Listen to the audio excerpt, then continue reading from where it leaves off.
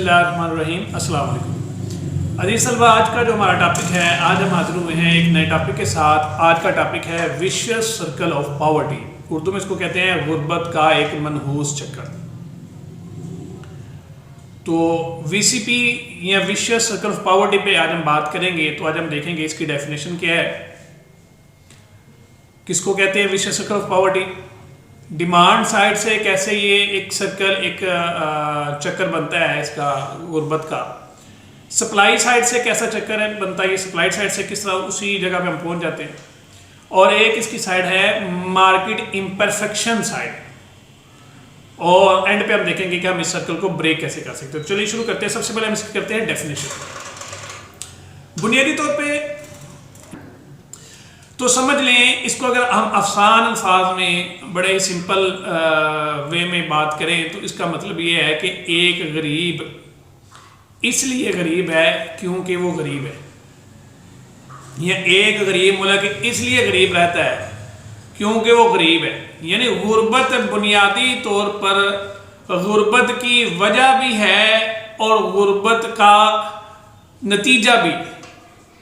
यानी गरीब होना या गुर्बत होना इस वजह से कोई बंदा गरीब है क्योंकि वो ऑलरेडी गरीब था। या इसको यूं कह लें कि अगर एक जनरेशन आपकी गरीब है तो बहुत ज़्यादा चांसेस हैं, को 80% चांसेस हैं कि उसकी नेक्स्ट जनरेशन भी गरीब होगी, और 80% चांसेस है कि उसकी नेक्स्ट जनरेशन भी गरीब होगी, अनटिल जब तक के कोई इंटरवेंशन ना हो, यहां तक कि कोई ऐसी इंटरवेंशन ना हो, ऐसी कोई मुदाखलत ना बाहर से हो जाए जो उस गुर्बत के चक्कर को तोड़े।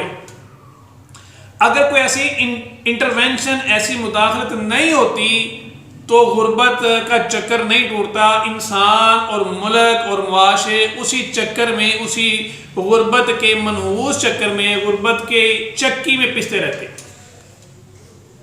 अगर हम इसको आसान से अल्फाज में बात करें, अगर एक बंदा गरीब है, उसके पास पैसे नहीं है, जॉब अच्छी नहीं है, रोज़गार नहीं है, उसके कुछ 4, 5, 7 बच्चे हैं, तो रिजल्ट क्या आएगा कि उसके पास चूंकि पैसे नहीं है इसलिए वो अपने बच्चों की आमदनी, इसलिए वो अपने बच्चों की एजुकेशन पे पैसे नहीं लगा सकता।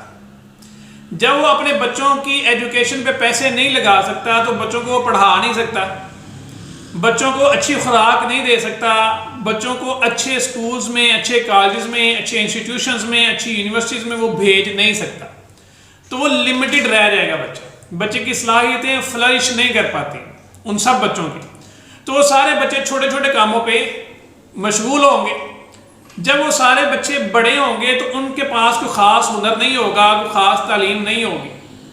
उसकी वजह यह है कि उसका बाप चूंकि गरीब था, उसके बाप को पैसों की ज़रूरत थी तो उसने बच्चों को छोटे छोटे कामों पे लगा दिया जिससे वो पैसे फौरी अर्निंग आ जाए। हुनर सीखना तो सारी बात एक टाइम लेता है, तो टाइम नहीं था उसके पास, कोई इतना टाइम ले सके, तो बच्चे छोटे बच्चों को ही उन्होंने छोटे छोटे कामों पे, ऐसे कामों में जो लो पेड होते हैं, तो सारी जिंदगी बच्चे उसी कामों में रहते हैं। तो जब उन बच्चों की शादियाँ होती हैं, वो बच्चे बाप बनते हैं, तो वो सारे ही चूंकि गरीब रहते हैं, वो अपने बच्चों को भी नहीं पढ़ा सके। इसी तरीके से ये चक्कर चलता रहता है, मूव करता रहता है। तो गरीब मुल्कों के साथ भी यही होता है, क्योंकि मुल्क गरीब होता है इसलिए अपने लोगों को तालीम नहीं दे सकता, लोगों को रोजगार नहीं दे सकता, और आबादी बढ़ती रहती है, बढ़ती रहती है, बढ़ती रहती है। तो वो लोग जो तालीम हासिल नहीं कर पाते उस चक्कर में फंसे रहते हैं। जब वो तालीम हासिल नहीं कर पाएंगे, हुनर उनके पास नहीं होगा, तो अपने बच्चों को फीड नहीं करवा सकेंगे, अपने बच्चों को एजुकेशन नहीं दे सकेंगे। तो ये बहरहाल एक चक्कर, ऐसी कुव्वतें, ऐसी ताकतें होती हैं जो इस चक्कर को रवा रखती है और इस चक्कर में फंसे रहते हैं, और गरीब मुल्क गरीब ही रहते हैं। वो एक जनरेशन गुर्बत से नहीं निकलती, दूसरी को डाल देती है, दूसरी निकलती, तीसरी को डाल देती है, इसी कैसे सर्कल चलता रहता है। लेकिन याद रखिए कि ये ऐसा ज़रूरी नहीं है कि चक्कर हमेशा चलता रहता है। ऐसी इंटरवेंशन होती हैं या मुल्क और मुआशरे ऐसी इंटरवेंशन करवाते हैं, ऐसी पॉलिसीज बनाते हैं कि वो सर्कल अल्टीमेटली ब्रेक हो जाता है। ये को ब्रेक करना कोई बड़ा मुश्किल काम नहीं है, ये सिर्फ नीयत, इरादा और अज़म मांगता है, और इससे ही सर्कल ब्रेक हो जाता है। कई लोग हैं जो पहले जिनके आबाओ अजाद गरीब थे, अब वो बड़े अमीर हैं, और कई जितने मुल्क अब डेवलप हैं वो सारे पहले गरीब ही थे, गुर्बत के मारे हुए थे, उन्होंने आहिस्ता आहिस्ता इस सर्कल से निकले।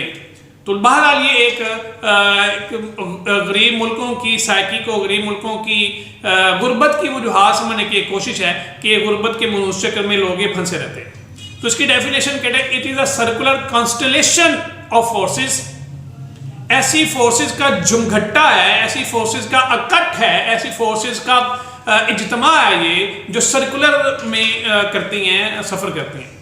Tending to act and react, जो एक्ट एंड रिएक्ट करती हैं, यानी एक चीज़ एक्ट करती है, उसका फिर रिएक्शन आता है, फिर उसका रिएक्शन आता है, फिर उसका रिएक्शन आता है। इसी तरीके से एक्ट एंड रिएक्ट के साथ ये सिलसिले चलता रहता है। In such a way to keep a country in a state of poverty, इसी तरीके से चलती है कि मुल्क गुर्बत का शिकार रहता है। इट इज सर्कुलर कॉन्स्टलेशन, ये एक चक्कर है, इज्तिमा मुख्तलिफ फोर्सेस के इकट्ठ का ये चक्कर है। Tending to act and react, जो एक्ट और रिएक्ट करता है in such a ways to keep a country in a state of poverty, के मुल्क गरीब गुर्बत का शिकार रहता है। अब इसकी तीन साइड हैं कि किसी भी साइड से आप शुरू करें तो आप एंड आपका गुर्बत ही आएगा। हम इसको डिमांड साइड से शुरू करते हैं। हम सर देखते हैं डिमांड साइड कासेशन क्या है, इसकी डिमांड साइड से कैसे ये गुर्बत के उस चक्कर को पूरा करता है। हम शुरू करते हैं लो इनकम से। जाहिर बात है गुर्बत का मतलब है कि इनकम लो है, पैसे नहीं है लोगों के पास। तो जो गरीब मुल्क है वहां पे आमदनी कम होती है, आमदनी कम होती है, सेविंग कम होती है, आमदनी कम होती है, इन्फ्लेशन ज्यादा होता है, इन्फ्लेशन ज्यादा होता है, महंगाई होती है, तो कम चीजें खरीदी जा सकती। तो इनकम चूंकि ऑलरेडी कम है, इसलिए जब इनकम कम है तो लोग अपनी डिमांड को बढ़ा नहीं सकते। लोग गाड़ियां नहीं खरीद सकते, लोग मोबाइल फोन नहीं खरीद सकते, लोग ड्यूरेबल प्रोडक्ट्स नहीं खरीद सकते, फ्रिजें नहीं खरीदेंगे, लोग एसी नहीं खरीदेंगे, लोग इस्त्रियां नहीं खरीदेंगे, लोग मकानात नहीं बनाएंगे, लोग लकड़ी का काम घरों में नहीं करवाएंगे। तो रिजल्ट क्या आएगा, जब लोगों के पास पैसा नहीं होगा तो लोग ड्यूरेबल प्रोडक्ट्स की तरफ मूव नहीं करेंगे, वो अपनी रोजी रोटी आटा दाल चावल घी चने इसमें फंसे रहेंगे। तो ये एग्रेरियन सारी चीजें होती हैं। तो मुल्क तरक्की करते हैं इंडस्ट्रियलाइजेशन से।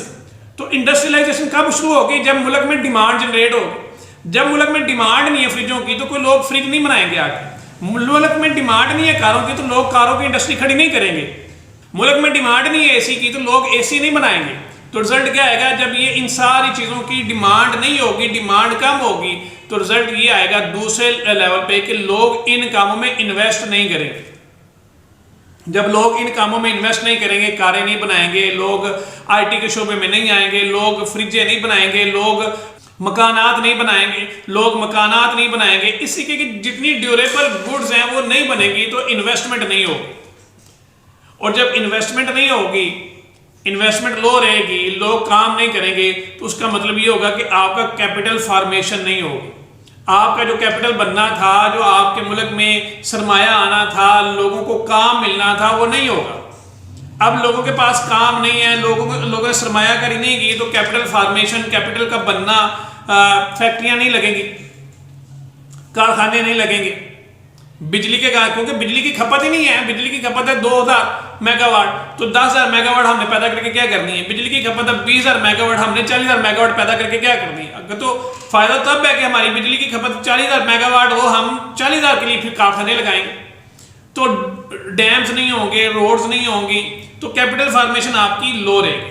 और जब आपकी कैपिटल फॉर्मेशन लो रहेगी तो फिर आपकी प्रोडक्टिविटी भी लो रहेगी। प्रोडक्टिविटी मतलब काम करने की सलाहियत लो रहेगी। एक जब सरमाया नहीं होगा, सरमाया मतलब जदीद टेक्नोलॉजी नहीं होगी, न्यू इक्विपमेंट नहीं होगा, नई मशीनरी नहीं होगी, तो जब मशीनरी आपके पास बैकवर्ड है, मशीनरी आपके पास अच्छी नहीं है, मशीनरी आपके पास ट्रेडिशनल है, आपके पास इक्विपमेंट नहीं है, तो आप उतनी प्रोडक्टिविटी नहीं कर सकते जितनी एक मशीनरी के साथ की जा सकती है।